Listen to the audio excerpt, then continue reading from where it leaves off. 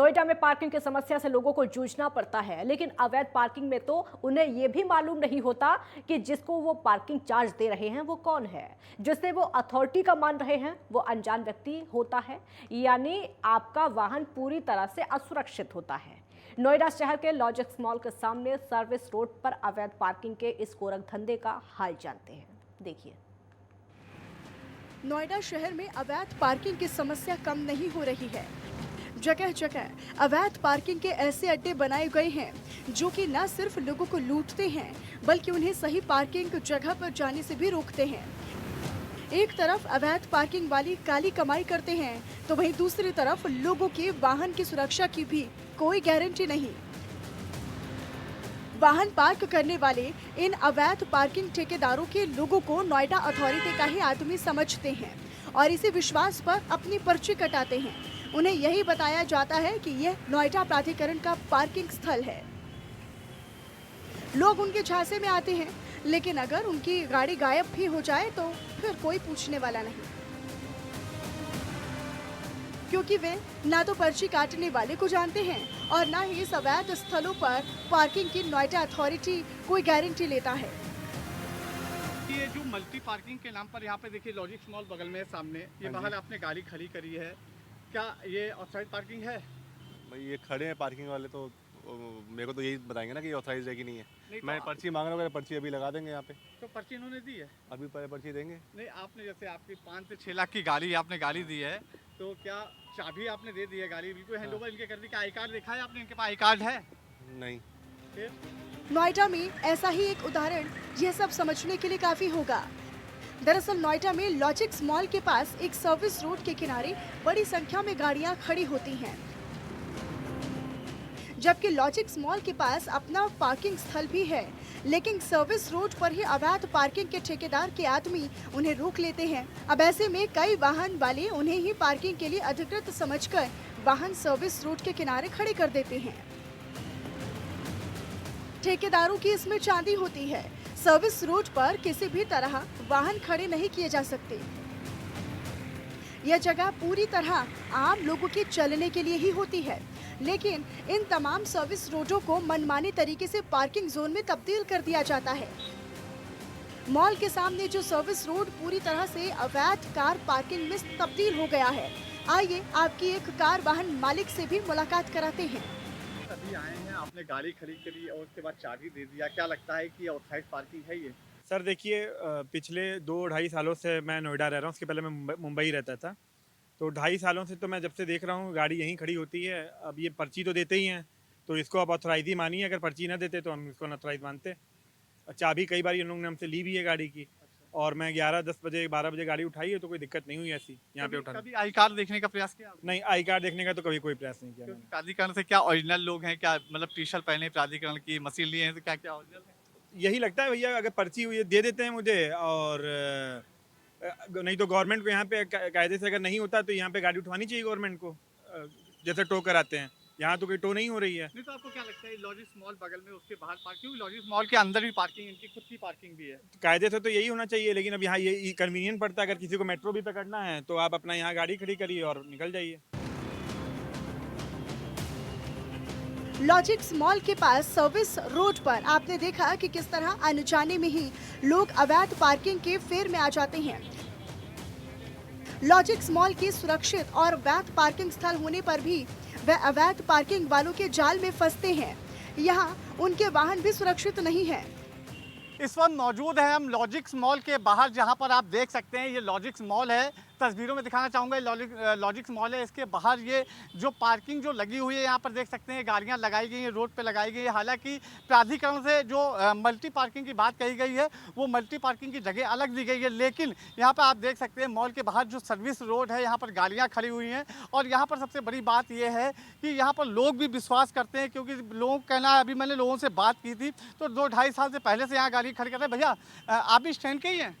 जी sir, अभी हमें हाल ही में 10 दिन से रह अच्छा, रहे हैं। क्या नाम है आपका? संतोष कुमार। हैं? संतोष कुमार। क्या देखते हैं यहाँ पर? गाड़ियाँ देखते हैं, सब यही देखभाल करते हैं। गाड़ियाँ देखते हैं। मतलब कैसे गाड़ियाँ मैं यहाँ खड़ी करवाते हैं? जी। तो ये मतलब क्या मल्टी पार्किंग है? तो लॉजिक्स मॉल के बाहर जो सर्विस रोड है, ये तो रोड है निकलने की, ये तो सिटी सेंटर की तरफ जाने का रास्ता है, तो रास्तों पे गाड़ी क्या ऑथराइज खड़ी होती है? रोड तो उधर से निकलती है। आई आपने जैसे अभी एक गाड़ी की चाबी ली थी, अभी ये वैगन आर है, गाड़ी की चाबी ली थी, उसने आपके पास आई कार्ड है, कोई प्रूफ है कि आप प्राधिकरण के आदमी है, कोई ऐसी कुछ प्रूफ है आपके पास कि पार्किंग के आदमी है आप? क्यों जी? आ रहे हैं सर कोई अभी। पार्किंग का कोई कार्ड है आपके पास? आईडी कार्ड तो है अभी। आईडी कार्ड दिखाइए अभी हैं? बिल्कुल, कहाँ है? यहीं पे लेके आते हैं सर। बिल्कुल, आई कार्ड देखते हैं, आई कार्ड लेके आइए, हम आप इंतजार कर रहे हैं। हालांकि आई कार्ड की बात कर रहे हैं, लेकिन आई कार्ड है कि नहीं, क्योंकि लोगों को भी समझने की ज़रूरत है। लोग यहाँ पर गाड़ी लगा के चले जाते हैं और यहाँ पर जो ये पार्किंग लगाने वाले लोग हैं, जो कर्मचारी, उनको गाड़ी की चाबी भी देकर चले जाते हैं। हालांकि ये रोड जो है सर्विस रोड है, यहाँ ये सिटी सेंटर का 37 से सिटी सेंटर जाने वाला रास्ता है मेन रोड का, और ये सर्विस रोड है जहाँ पर गाड़ियाँ खड़ी हुई हैं। हमारे संवाददाता विवेक दीक्षित ने पार्किंग के कर्मचारियों से इस बारे में पूछताछ करनी चाहिए तो वो कैमरे से बचते हुए नजर आए। उनके पास न कोई प्रमाण पत्र है और न ही किसी तरह का प्रूफ। वह तरह तरह का बहाना बनाते नजर आए। हैरानी की बात तो यह है कि इस सड़क से चंद कदमों की दूरी पर ही पुलिस चौकी भी बनी है। नोएडा में अवैध कार पार्किंग का धंधा खूब फल फूल रहा है। Desk report, network 10। संभल में 2 दिवसीय कल्की जयंती महोत्सव शुरू होने जा रहा है, जहां पर कल्की महोत्सव पर कल्की मंदिर से भव्य गारुड़ी रथ यात्रा भी निकाली गई, तो वहीं मंदिर में भगवान कल्की के मंत्र का जाप और प्रसाद वितरण भी किया गया। कल्की जयंती महोत्सव को लेकर कल्की विष्णु मंदिर में भी भव्य रूप से सजाया गया है। मंदिर के अंदर के हिस्से को फूलों की बंगला बनाकर सजाया गया है। बाहरी हिस्से को रंग बिरंगी लाइटों से सजाकर सुंदर रूप दिया गया है। और आपको बता दें कि कल्की गारुड़ी रथ यात्रा में देश के 10 राज्यों से श्रद्धालु भी पहुंचे हैं।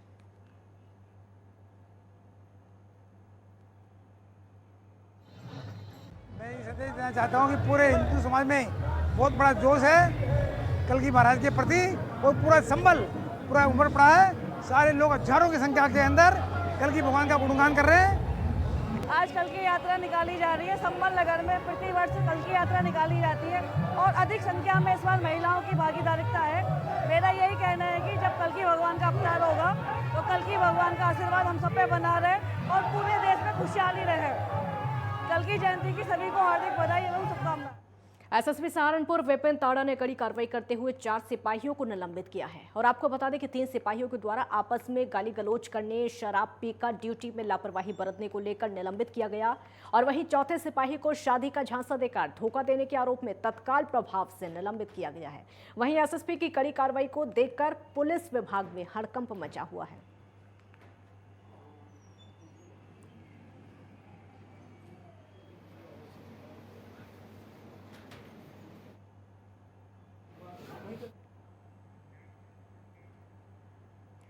झांसी विकास प्राधिकरण और पुलिस की टीम ने गरिया गांव में अवैध कॉलोनियों और निर्माण कार्यों के खिलाफ अभियान चलाकर बुलडोजर चलाने की कार्रवाई की है। और अवैध निर्माण और प्लॉटिंग के लिए किए गए बाउंड्री वॉल को बाबा के बुलडोजर की मदद से ध्वस्त किया गया है। इस अभियान के दौरान विकास प्राधिकरण के अफसर और अभियंता मौजूद रहे।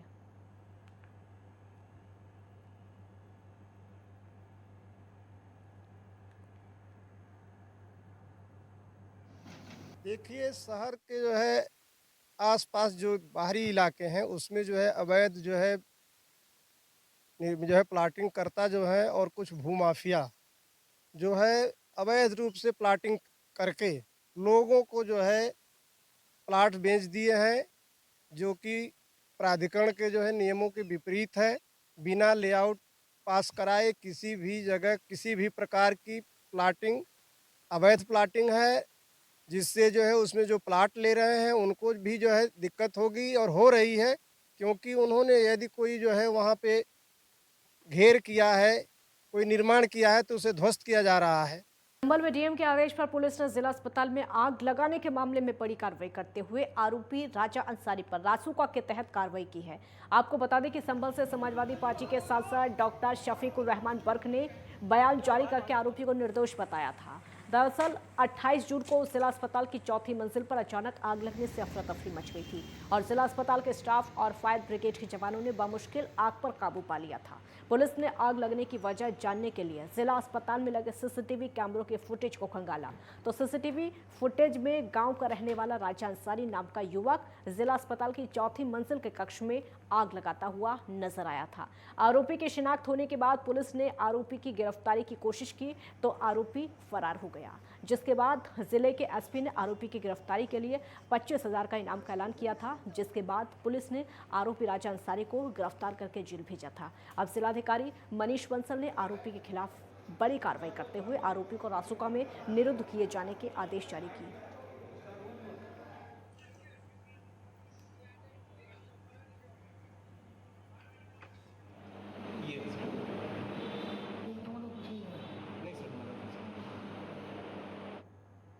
सहारनपुर में मुहर्रम जुलूस को लेकर प्रशासन अलर्ट है और इसी दौरान पुलिस की तरफ से मुहर्रम जुलूस के मार्ग पर देर शाम डीआईजी, एसएसपी, एसपी समेत भारी संख्या में पुलिस बल के साथ में पैदल मार्च निकाला गया और जनता को सुरक्षा का एहसास कराया गया।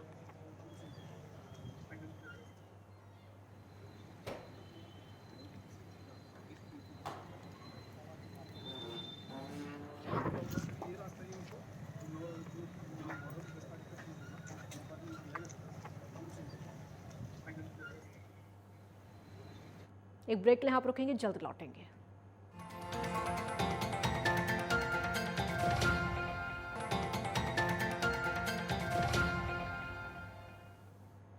ब्रेक के बाद एक बार फिर स्वागत है आपका। नोएडा में सुपरटेक के ट्विन टावर को तोड़ने के लिए पुलिस ने एडिफिस इंजीनियरिंग को एनओसी दे दी है और अब एडिफिस कंपनी पलवल से विस्फोटक नोएडा लाएगी। विस्फोटक लाते समय नोएडा पुलिस एडिफिस की दोनों गाड़ियों को एस्कॉर्ट करेगी और उसी के बाद ट्विन टावर में विस्फोटक लगाने का काम शुरू होगा और अगले 15 दिनों में विस्फोटक लगाया जाएगा, जिसके बाद 21 अगस्त को महज 9 सेकंड के अंदर ट्विन टावर को गिरा दिया जाएगा। दोनों बिल्डिंग की ऊंचाई तकरीबन 101 मीटर है। देश में पहली बार इतनी ऊंची बिल्डिंग को गिराया जाएगा।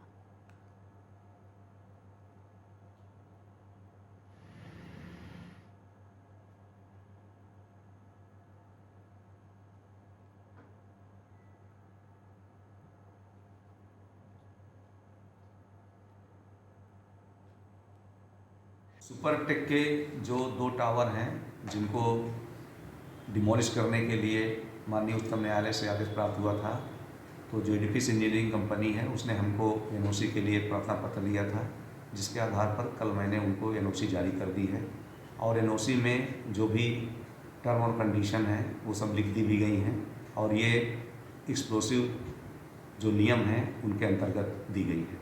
नोएडा के सेक्टर 93A में बने ट्विन टावर को 21 तारीख को पूरी तरीके से ध्वस्त कर दिया जाएगा। इसको लेकर के कल रात जो है नोएडा पुलिस ने एनओसी जो है इस जो गिराने वाली कंपनी है उसको जारी कर दी गई है। अब जो है पलवल से 2 ट्रकों में भर करके यहाँ पर जो है विस्फोटक लेकर आया जाएगा। आपको बता दें कि यही वो टावर है, 40 मंजिला इमारत है। इसको पूरी तरीके से कपड़ों से ढक दिया गया है और जब जो इनके पिलर है उसमें 10,000 से ज़्यादा जो है छेद किए गए हैं। जो विस्फोटक आएगा वो इन्हीं पिलरों के अंदर में लगाया जाएगा। उसके बाद में ये जो चादरें हैं इसको पूरी तरीके से ढक दिया जाएगा, जिससे कि जिस दिन इसको गिराया जाएगा 21 तारीख को, तो इसका जो मलबा है ये आसपास की सोसाइटी में ना आ सके। हालांकि जो है आसपास की सोसाइटियों में भी जो है आप देख सकते हैं तस्वीरों में, वहाँ पे भी पर्दे लगाने का कार्य किया जा रहा है। जैसे कि जिस दिन ये 21 तारीख को जब ये गिराया जाएगा तो ये सोसाइटी के जितने भी लोग हैं उन सबको घर से बाहर निकाल दिया जाएगा, दूसरी जगह शिफ्ट कराया जाएगा, जिससे कि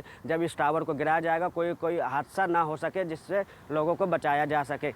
हालांकि देख सकते हैं कि ये जो पूरा रास्ता है उस दिन ये पूरी तरीके से बंद रहेगा। हालांकि बता दें जो गाड़ियों से विस्फोटक आएगा उसमें नोएडा पुलिस जो है एस्कॉर्ट करती हुई लेके आएगी पलवल से, और जो यहाँ पर जितना भी विस्फोटक दिन में ही लगाया जाएगा और शाम के समय अगर विस्फोटक बचेगा तो उसको दोबारा ही पलवल भेज दिया जाएगा। उसके बाद में अगले दिन दोबारा ले करके आया जाएगा। आपको बता दें कि इस पूरे टावर को गिराने के लिए बताया जा रहा है कि 37 किलोग्राम जो है विस्फोटक इसमें लगाया जाएगा। हालाँकि 21 तारीख की डेट कंफर्म कर दी गई है। 21 तारीख को दिन में ये पूरी तरीके से टावर को ध्वस्त कर दिया जाएगा। नोएडा से विनायक गुप्ता, नेटवर्क 10।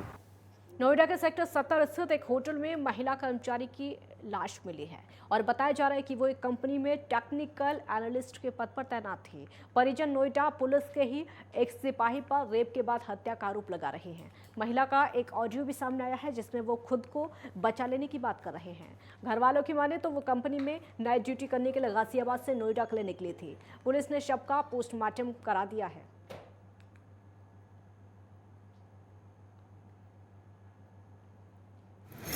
वर्षीय महिला ने थाना फेज 3 अंतर्गत एक ओयो होटल में एक कमरा बुक किया था। जब काफ़ी देर तक उस कमरे से कोई बाहर नहीं आया तो होटल स्टाफ ने दरवाज़ा तोड़कर अंदर एंट्री की और पाया कि वह महिला पंखे से लटक रही थी। तुरंत उसकी डिटेल्स लेकर उसके परिवारजनों को सूचित कर पंचायतनामा एवं पोस्टमार्टम की कार्रवाई की गई है। सभी पहलुओं पर गहनता से विचार किया जा रहा है एवं आवश्यक वैधानिक कार्रवाई की जा रही है। बुलंदशहर में हिस्ट्री शीटर बदमाश के भतीजे ने डॉक्टर की गोली मार दी है और आपको बता दें कि रंजिश को लेकर घटना में अंजाम दिया गया है। अहमदगढ़ थाने के हिस्ट्री शीटर बदमाश राजेश के भतीजे ने साथियों के साथ मिलकर डॉक्टर को गोली मारी और इसी दौरान घटना को अंजाम देकर आरोपी मौके से फरार हो गया। साथ ही घटना से इलाके के लोगों में दहशत का माहौल बना हुआ है। गोली लगने से डॉक्टर घायल हो गया, जिसके बाद घायल को इलाज के लिए अस्पताल में भर्ती कराया गया और इसी मामले में घायल डॉक्टर ने 3 युवकों के खिलाफ कोतवाली में तहरीर भी दी है, जिसके चलते पुलिस ने आरोपियों के खिलाफ मुकदमा दर्ज करके जांच शुरू कर दी है।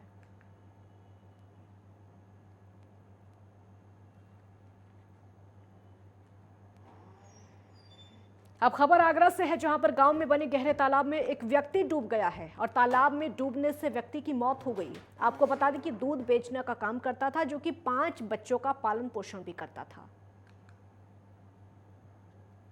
ऐसा है, देखिए कहीं दूध निकाल के आए थे, बता दे कि कुछ लोगों से पूछा गया कि ड्रिंक करे हुए थे, तो ड्रिंक के नशे में हो सकता है उसके। किसी ने इनको गिरते हुए देखा था? नहीं, ऐसी कोई जानकारी नहीं मिली गिरते हुए देखा। जी, मेरे गांव में 3 तालाब हैं। हाँ। एक मैंने साफ करा भी दिया है। जब हमारे दूधिया हमारे चाचा जी लगते हैं, धार कढ़ाने के लिए गए थे। वहाँ से आने के बाद में यहाँ पर व्यापारी थे, उन पर वहाँ का भिंडी का पैसे लेने के बाद में जो उधर से आ रहे थे, इनके थोड़ा ऐसी ड्रिंकिंग हुई थी, उसके चक्कर में यहाँ पर टकरा गए। इससे टकराने के बाद में नीचे गिर गए। इनका मोबाइल नीचे पड़ा हुआ मिला था। इसके बाद मैंने खोजबीन की थी। फिर खोजबीन के बाद मैंने रिश्तेदारों में सारी जगह फ़ोन किए थे, उसके बाद नहीं मिले। जब हमने यहाँ पर फ़ोन मिला तो हमने फ़ोन के जरिए से फिर माध्यम से यहाँ पर देखा, कुछ जगह हमें यहाँ पर खाली पड़ी हुई थी, उसके सहारे हमने डंडा लिया। जब इनको देखा गया तो हमें ये महसूस हुआ कि यहाँ पर ये पड़ी हुई है, फिर हमने इनको निकाला था। आगरा में जमीनी विवाद को लेकर जमकर गोलियां चली और इस दौरान एक महिला और 2 पुरुषों को गोली लग गई। आपको बता दें कि पहले जमीन को लेकर दोनों पक्षों में जमकर झगड़ा हुआ, फिर बाद में फायरिंग हुई। सूचना के बाद पुलिस मौके पर पहुंची। पुलिस ने घायल महिला और दोनों लोगों को हॉस्पिटल में भर्ती करा दिया।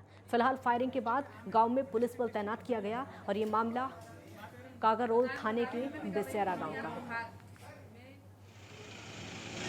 गाँव बिसेरा में एक जमीनी विवाद चल रहा था, जिसको कि राजस्व कर्मचारियों तथा अधिकारियों से मिलकर सुलझाया गया था, लेकिन अंदरूनी तनाव दोनों पक्षों में बना हुआ था। इसी जमीनी विवाद को लेकर आज शायद करीब 7 बजे दोनों पक्षों में झगड़ा हुआ और दोनों पक्ष एक दूसरे पर फायरिंग का आरोप लगाया। इस फायरिंग में 3 लोग मामूली रूप से घायल हुए हैं। अशोक, उसका भाई जितेंद्र और एक गाँव की महिला सरोज, तीनों खतरे से बाहर हैं। और घायलों को इलाज के लिए भिजवाया गया? घायलों को इलाज के लिए जिला चिकित्सालय आगरा भेजा जा चुका है। बाकी तहरीर अभी प्राप्त नहीं हुई। तहरीर प्राप्त होते ही आगे कानूनी कार्रवाई होगी। हापुड़ में चोरों के हौसले बुलंद हैं। यहाँ पर स्कूटी चोरी करते चोर सीसीटीवी कैमरे में कैद हो गए और सीसीटीवी में आपको दिखाते हैं कि किस तरह से ये चोर स्कूटी चोरी करके मौके से फरार हो जाते हैं। आपको बता दें कि ये घटना थाना हापुड़ कोतवाली के श्रीनगर की है।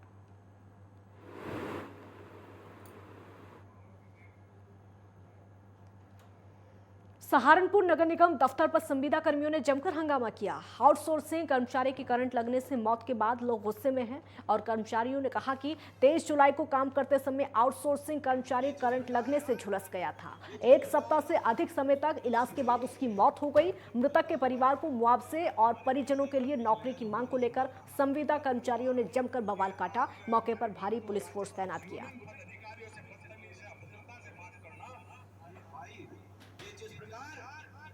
ये जिस प्रकार किसकी चाहिए ग्रेटर नोएडा में स्कूल बस चालक की बड़ी लापरवाही सामने आई है।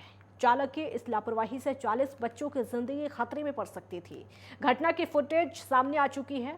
ग्रेटर नोएडा के बादलपुर थाना क्षेत्र स्थित मारीपथ रेल ट्रैक पर क्रॉसिंग है और इलाके में स्थित एक स्कूल बस को बच्चों तक पहुंचाने के लिए क्रॉसिंग पार करके जाना पड़ता है। ट्रेन आने का संकेत मिला तो गार्ड फाटक बंद करने लगा। फाटक नीचे गिरते देखने के बाद भी चालक ने बस को रेल ट्रैक जोन में घुसा दिया, जिससे बस का ऊपरी हिस्सा फाटक से टकरा गया। अगर ट्रेन करीब होती तो बस हादसे का शिकार हो सकती थी। सीसीटीवी फुटेज आने के बाद बस चालक को लेकर लोग गुस्से में हैं।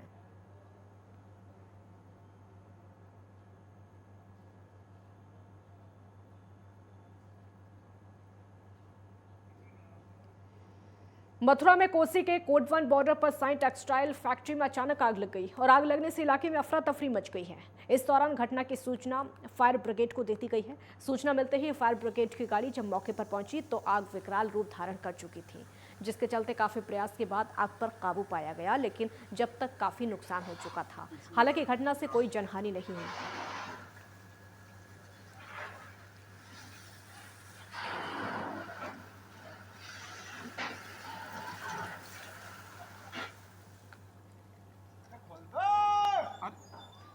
कासगंज में इंस्पेक्टर की पत्नी की संदिग्ध परिस्थितियों में गोली लगने से मौत हो गई है और आपको बता दें कि थाना परिसर में मौजूद इंस्पेक्टर के आवास पर उनकी गोली लगने से मौत हो गई। साथ ही सरकारी आवास में इंस्पेक्टर की पत्नी की मौत से पुलिस विभाग में हड़कंप मच गया। दरअसल थाना सिकंदरपुर वैशी में प्रभारी निरीक्षक के पद पर इंस्पेक्टर विवेक गुप्ता तैनात हैं और घटना की सूचना मिलते ही एसपी मूर्ति मौके पर पहुंचे। साथ ही डॉग स्क्वाड और फॉरेंसिक टीम भी मौके पर पहुंची, मामले की जांच में जुट गई है। पश्चिमांचल लाइव में फिलहाल इतना ही। आप देखते रहिए नेटवर्क 10। जय हिंद।